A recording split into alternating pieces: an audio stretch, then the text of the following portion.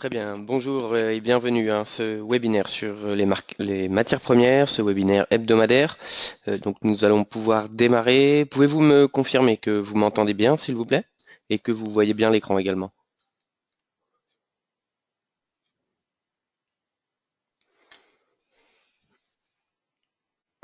Très bien, je vous remercie, Monsieur Cousin. Nous allons donc pouvoir démarrer. Donc ce webinaire sur les matières premières, nous allons voir différentes matières premières. Si certaines matières premières, vous souhaitez euh, que l'on voit ces matières premières, mais que je ne les vois pas, n'hésitez pas à me le transmettre.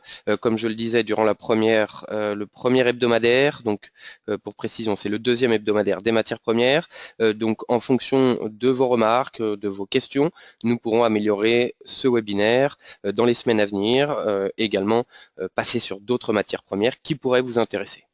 Donc nous allons démarrer avec le pétrole aujourd'hui. Donc le pétrole qui est toujours dans l'attente d'une réaction de la part de l'OPEP. Donc l'on voit bien que sur les cours du pétrole, toujours en chute, les actions qui ont été faites par l'OPEP dans l'optique de réduire donc la production de pétrole afin bien entendu d'atteindre un prix raisonnable qui permettrait aux producteurs de pétrole de faire des bénéfices qu'ils ont évalué à peu près au minimum 60 $ le baril. Nous sommes très loin de ces 60 $. Nous sommes actuellement, comme vous le voyez sur le graphique, à 44,89 $ le baril, donc à plus de 15 $ du prix nécessaire pour l'OPEP, ou en tout cas les producteurs de pétrole, pour réaliser des bénéfices. Alors pourquoi il y a un problème sur le prix du pétrole, du moins pourquoi le prix du pétrole continue à baisser alors que l'OPEP a d'une part fait une première réduction de la production et ensuite, il y a quelques semaines, a annoncé la poursuite de cette réduction jusqu'à 2018. Alors, il faut savoir que dans le pétrole, pour ceux qui étaient là la semaine dernière, il y a les producteurs conventionnels et les producteurs que l'on dit non conventionnels. L'OPEP fait donc partie des producteurs conventionnels et à côté, il y a des non conventionnels comme le pétrole, les puits, ce qu'on appelle le schiste, les gaz de schiste et également sur le pétrole, ne font pas partie de l'OPEP et profitent des réductions de la production de la part de l'OPEP pour eux augmenter la production. Vendredi, il y a eu un rapport qui faisait état d'une augmentation des puits en activité aux États-Unis depuis maintenant plus de 22 semaines, depuis même 22 semaines. Donc ce sont les non conventionnels qui, comme je vous le disais, augmentent leur production et donc la réduction de la production de la part de l'OPEP n'a aucun effet, au contraire, sur le prix du baril de pétrole. Alors, on l'a vu également, donc vous pouvez le voir au travers des stocks de pétrole. La semaine dernière, il y a eu une augmentation. On attendait une baisse pardon, de plusieurs millions de barils. Le marché a été tellement surpris, il y a eu une baisse, une hausse de plusieurs millions de barils. Donc c'était il y a 2 semaines. La semaine dernière, les stocks ont été en réduction, mais beaucoup moins importante que ce que attendaient les analystes, pardon. Troisième raison qui est de moindre importance, la Libye et le Nigeria qui font partie de l'OPEP mais sont exclus de l'accord de la baisse de la production du fait des problèmes géopolitiques. Et donc tous ces facteurs font que le pétrole n'arrive pas à reprendre le chemin de la hausse. On peut voir, donc si on analyse maintenant les graphiques, on peut voir effectivement euh, qu'il y a une remontée depuis vendredi dernier, donc remontée très légère, vous le voyez, le pétrole a réussi à revenir au contact ici des 44,50 le baril, des 45 le baril, mais n'arrive pas à remonter, à reprendre le chemin de la hausse après cette baisse de mercredi. Donc comme je vous le dis, la baisse de mercredi importante, hein, le plus grand chandelier rouge ici, est dû donc aux stocks de pétrole qui ont réduit de façon moins importante que prévu. Et donc, l'OPEP devrait réintervenir. En tout cas, si le baril continue à rester en dessous des 45 $, l'OPEP pourrait donner de nouvelles mesures pour faire en sorte que le prix du baril remonte. Pour le moment, nous sommes donc, vous le voyez sur cette le support à 44,23 qui avait déjà été testé plus ou moins, vous le voyez, en début mai. Donc pour le moment, le baril est en train de stagner. Il pourrait remonter en cas de stock encourageant, d'une baisse de stock encourageant mercredi prochain. Donc l'on attend en baisse, mais il pourrait y avoir une surprise. Si la baisse était conforme, voire plus importante que le consensus des analystes, alors le cours du pétrole pourrait tenter de rejoindre, vous le voyez, le retracement de Fibonacci à 46,17, donc le retracement de 50%. Il faudrait tout de même arriver à dépasser ce retracement et à clôturer au-dessus du retracement pour espérer avoir une hausse un peu plus long terme. C'est vrai que sur le pétrole, notamment en ce moment, ce sont plus les nouvelles macroéconomiques, les interventions de l'OPEP, les stocks également de pétrole qui influencent le cours plutôt que l'aspect technique. Il y a un aspect technique, des prises de bénéfices, des corrections naturelles sur le marché, mais c'est surtout les informations économiques qui font augmenter ou baisser le pétrole. Il y a également la production qui n'est pas au rendez-vous en Chine. Nous allons le voir également un peu plus en détail sur le cuivre. La production chinoise n'est pas au rendez-vous. Le pétrole sert donc dans les industries, comme de nombreux métaux, comme je vous le disais. Le cuivre est donc en cas d'échec sur ce retracement de Fibonacci, le cours pourrait redescendre. Le prochain serait donc le prochain support ici à 44,23, testé comme je vous l'ai dit à 2 reprises en mai puis en juin. Et en cas de dépassement de ce support, il faudrait penser que le pétrole va rejoindre ce retracement, le prochain retracement de 38,2% à 42,06. Voilà. Plutôt baissier, en tout cas en attendant les stocks de pétrole. À mon avis, c'est ma vision du marché. Le baril de pétrole va rester à peu près stable en attendant ces stocks mercredi. Et puis, si les stocks sont moins importants, déçoivent en tout cas le marché, le pétrole pourrait redescendre, mais si le pétrole atteignait 42, s'il passait en dessous des 44, 43, alors l'OPEP devrait et pourrait intervenir à nouveau, en tout cas pour essayer de donner un message encourageant au marché et faire augmenter le prix du pétrole. Mais bien entendu, ils ne peuvent rien faire ils n'ont aucun pouvoir sur les producteurs non conventionnels sur le pétrole. Donc, pour le moment, plutôt stagnant en attendant mercredi et les nouveaux stocks. Voilà pour le pétrole. Nous allons passer au cours de l'or. Donc, le cours de l'or, nous sommes ici en journalier sur le cours de l'or. Nous avons une chute depuis ce plus haut annuel, le plus haut annuel qui était à 1296,18. Depuis ce plus haut annuel, les stocks de pétrole, le cours de l'or est en train de corriger fortement. Vous le voyez, il est au contact d'un retracement de Fibonacci à 1249 l'once. Il a même dépassé, actuellement nous sommes en dessous de ce retracement à 1248,24. Alors le cours de l'or est généralement assimilé à une valeur refuge, donc lorsque il y a des anticipations négatives sur le marché, lorsque les investisseurs vont craindre pour le futur, pour la conjoncture économique, lorsqu'ils ont des craintes sur le futur, l'or va plutôt avoir tendance à monter. Les investisseurs vont plutôt acheter cette valeur refuge qu'est l'or. Et donc, ici, vous le voyez, cette baisse correspond donc à également une baisse de la volatilité. La volatilité continue de chuter. Le cash est actuellement en dessous des 10, ce qui n'était pas arrivé depuis maintenant. Juste avant la crise de 2007, le VIX, donc l'indice de volatilité, était en dessous des 10. Et nous sommes actuellement en dessous des 10. Donc, est-ce le calme avant la tempête? Pour le moment, en tout cas, l'or est en train de chuter, ce qui montre que les investisseurs sont confiants dans l'avenir. Il y a eu des signes encourageants, mais il y a eu des signes aussi décourageants, comme les chiffres en provenance de la Chine, comme les problèmes politiques liés à Donald Trump, ou encore les législatives au Royaume-Uni. Theresa May a perdu sa majorité absolue, mais devrait pouvoir l'obtenir en faisant une collaboration avec un autre petit parti au Royaume-Uni. Mais ce ne sont pas des nouvelles encourageantes pour la politique, pour la géopolitique, mais le marché, en tout cas, a été rassuré, notamment, vous le voyez aujourd'hui, cette baisse importante suite à une période assez calme de 2 jours.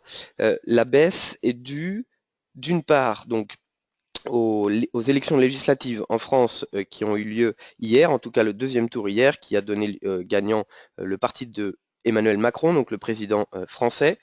Et donc, les marchés sont plutôt rassurés par ces nouvelles. Et également, vous avez aujourd'hui le début des négociations du Brexit. Donc, pour le moment, aucune nouvelle, qu'elle soit encourageante ou décourageante, mais ces négociations pourraient d'une part échouer ou alors pourraient se compliquer et le calendrier pourrait être repoussé.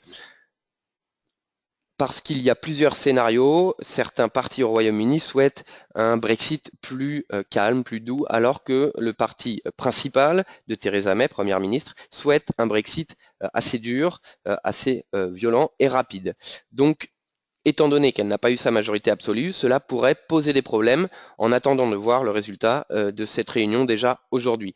L'or pourrait donc stopper ici sa chute, donc en cas de clôture au-dessus de ce retracement ou sur ce retracement à 1249, le rebond pourrait s'effectuer. Jusqu'au prochain retracement de Fibonacci de 23,6, comme vous le voyez sur l'écran ici, et pourrait ensuite donc rejoindre cette résistance oblique qui est aujourd'hui située à 1255,4. Pour essayer de rejoindre ce support, cette résistance oblique, pardon, il faudrait clôturer, bien entendu, au-dessus du retracement de 23,6 à 1253,8. Donc, pour le moment, surveillez le cours de l'or, savoir si le cours va clôturer en dessous de ce retracement à 50% à 1249, ou si au contraire, il va réussir à clôturer au-dessus pour permettre le rebond. Vous le voyez, entre ces deux retracements de Fibonacci, nous voyons une moyenne mobile. C'est une moyenne mobile sans période qui est à 1251, qui représente également un second obstacle. Donc, en cas de message peu clair sur le marché, le cours pourrait également stagner entre ces deux retracements assez importants qui avaient servi, vous le voyez par le passé, de rebond, de résistance, puis de support. Vous le voyez ici, ce range pendant à peu près 10 jours sur le cours de l'or avant une hausse. Ici, de la même façon, il a rebondi plusieurs fois et nous sommes de nouveau au contact de ces deux retracements de Fibonacci avec la moyenne mobile en plus. Donc, avoir le comportement du cours de l'or après ce rebond effectué sur 1249, sur la moyenne mobile à 100 périodes et ensuite sur le retracement de 23,6. En cas de dépassement de tous ces obstacles, le rebond pourrait s'effectuer. Nous avons ici une moyenne mobile de 20 périodes qui est située aujourd'hui à 1268,7, qui pourrait également être un nouvel obstacle. Mais pour moi, dans l'attente, bien entendu, du résultat, en tout cas du prémisse du résultat des négociations du Brexit, le cours de l'argent, le cours de l'or, pardon, pourrait osciller, évoluer entre ces deux retracements, mais dans le quelques jours, moyen terme, le cours de l'or pourrait rebondir et mon analyse personnelle du marché serait plutôt un rebond et une tendance haussière qui pourrait se profiler. Voilà pour le cours de l'or. Nous allons donc, je vous le disais, regarder le cours du cuivre maintenant. Le cours du cuivre, lui, n'est pas quelque chose, n'est pas une valeur qui sert de valeur refuge. C'est plutôt une valeur qui va évoluer en fonction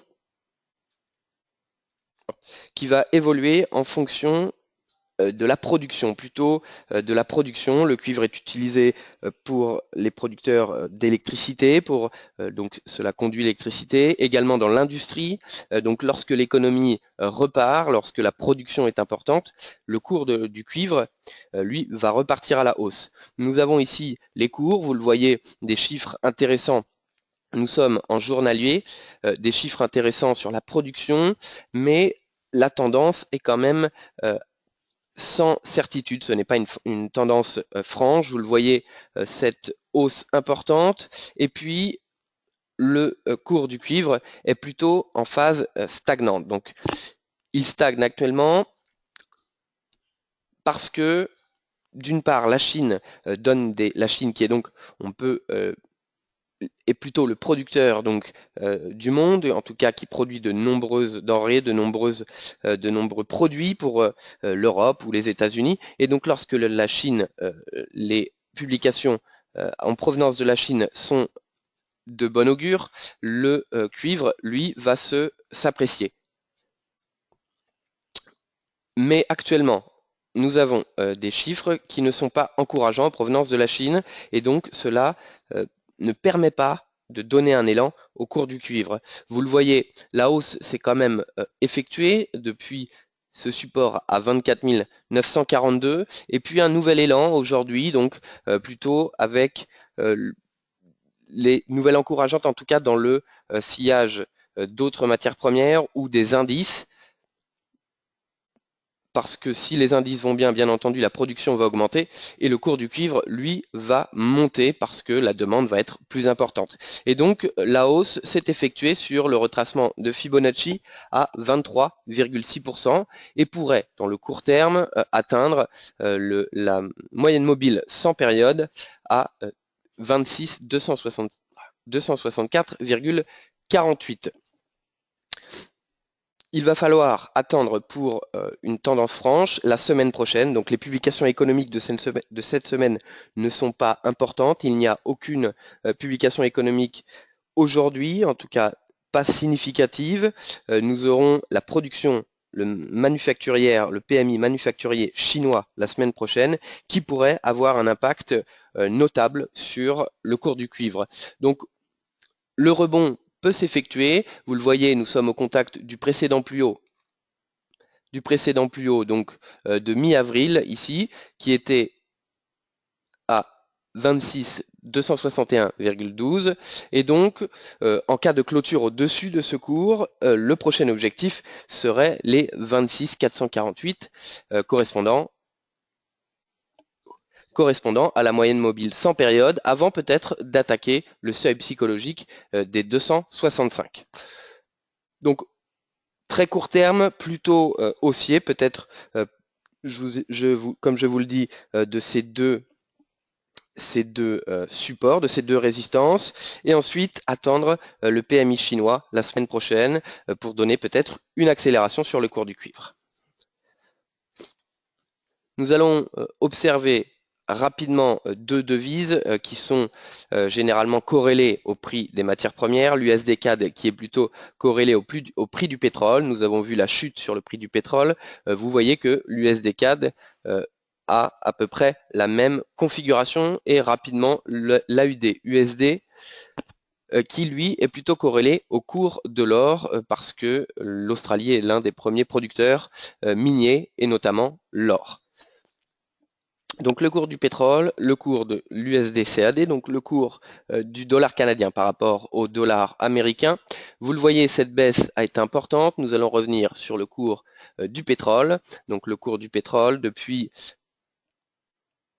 à peu près le 25 mai, la chute, l'accélération baissière s'est effectuée.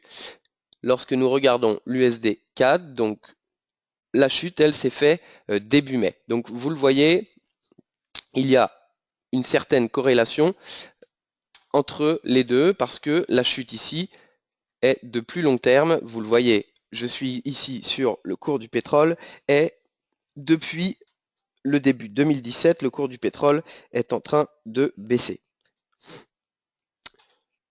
Bien entendu, il y a d'autres facteurs de baisse ou de hausse sur l'USD CAD, mais le cours du pétrole, en tant que très gros producteur, nous le savons, le Canada est très dépendant de l'industrie pétrolière et donc les cours sont liés au cours du pétrole. Nous pouvons voir ici que la baisse s'est plutôt ralentie, comme sur les cours du pétrole, et cela se fait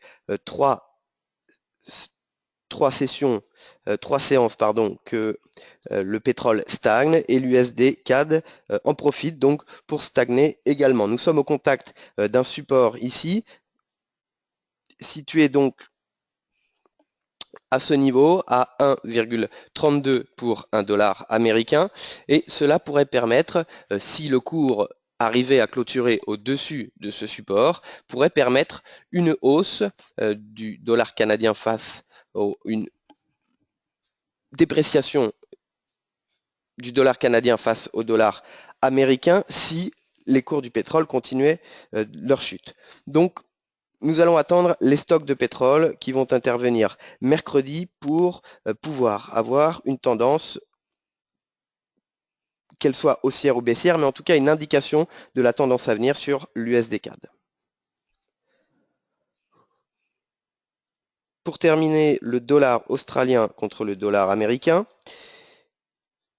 Je viens de vous le dire, donc le dollar australien est plutôt lié au cours de l'or parce que l'Australie est le premier producteur, un des premiers producteurs d'or, mais également, en tout cas de mines d'or, mais également de tous les métaux miniers. Leur économie est très liée effectivement à la production minière. Donc, vous le voyez, le cours de l'AUD-USD est en progression également, mais stagne depuis quelques jours au contact du retracement de Fibonacci de 23,6 à 0,7597 qui pourrait permettre le continuement de la tendance haussière jusqu'à ce seuil psychologique des 0,76,5 qui n'a pas été atteint, vous le voyez, le plus haut de court terme est ici à 0,7681. Donc, en cas de dépassement de ces derniers plus hauts, le précédent plus haut était à 0,7635, il pourrait atteindre le seuil psychologique des 0,765 avant de tester ce plus haut récent, l'ancien plus haut récent, à 0,7679. Les aspects techniques sur les matières premières pour le moment ne sont pas les aspects les plus importants.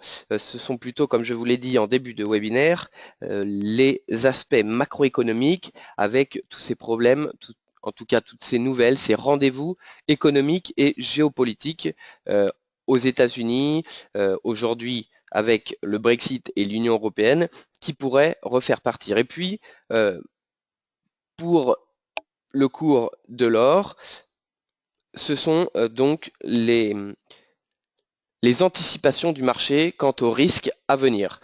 Donc, si le Brexit, si le rendez-vous d'aujourd'hui était effectivement encourageant, le cours de l'or pourrait continuer de baisser et donc aura un impact sur l'AUD-USD. Au contraire, s'il y avait un échec ou des craintes, des doutes sur la mise en place du Brexit, sur le calendrier, cela pourrait impacter les deux, l'or. Donc les investisseurs se rendraient acheteurs sur l'or et donc pourraient impacter à la hausse le cours de l'or et donc ce qui de fait impacterait le cours de l'AUD-USD.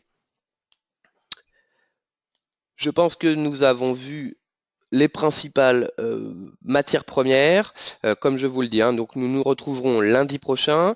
N'hésitez pas donc à me faire part de vos questions, à me faire part de vos remarques pour pouvoir améliorer ce point marché hebdomadaire.